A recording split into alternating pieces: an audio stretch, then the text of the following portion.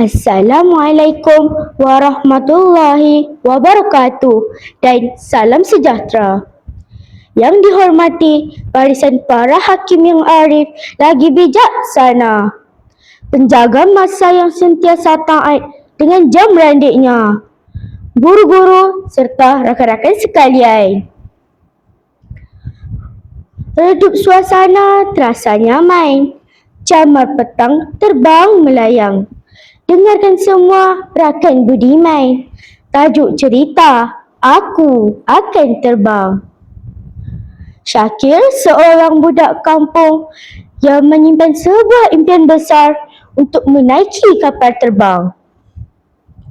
Pada suatu pagi, dia bangun tidur dengan hati yang sangat berbunga-bunga.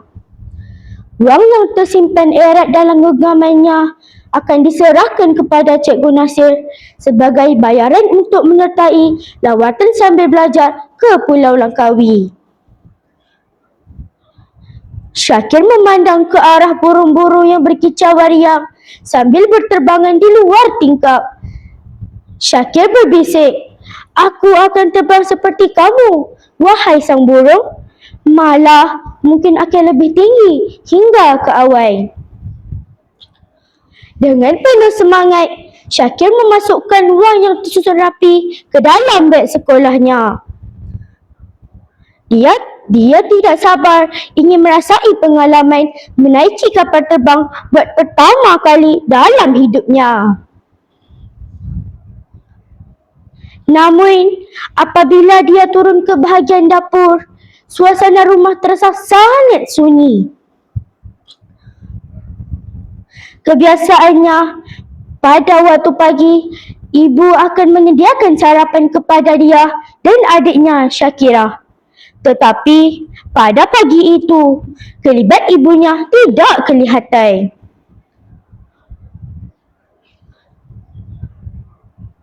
"Ibu, oh ibu!" Syakir melaung memanggil ibunya. Tetapi tiada sahutan balas daripada ibunya. "Jangan bimbang, ibu hanya tertidur di kushin. Kesian ibu penat sangat," kata Syakirah. Syakir menghampiri ibunya. Dia melihat ibunya terlena keletihan. Di atas meja masih berselerak bahan-bahan dan peralatan membuat kuih. Hatinya mula tersentuh dan terasa sangat hibah.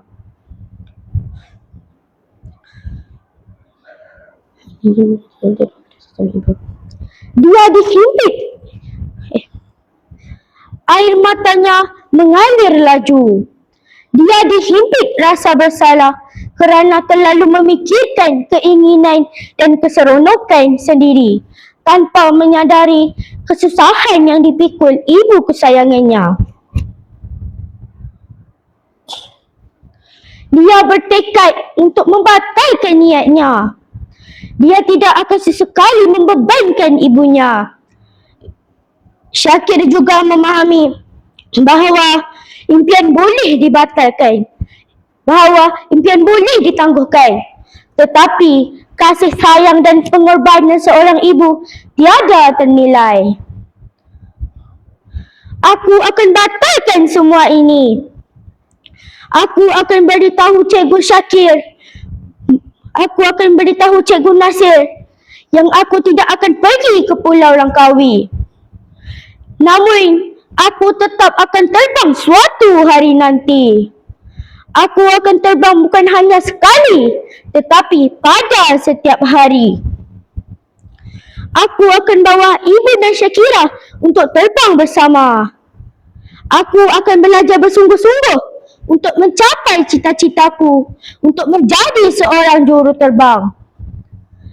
Sesungguhnya, peristiwa hari ini akan menjadi pendorong utama untukku mencapai cita-cita," jerit hatinya. "Aku akan terbang."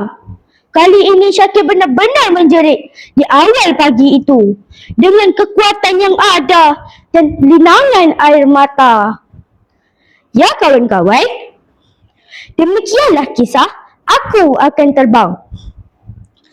Di sebalik cerita ini, terselip beberapa pengajaran yang untuk kita renungi bersama.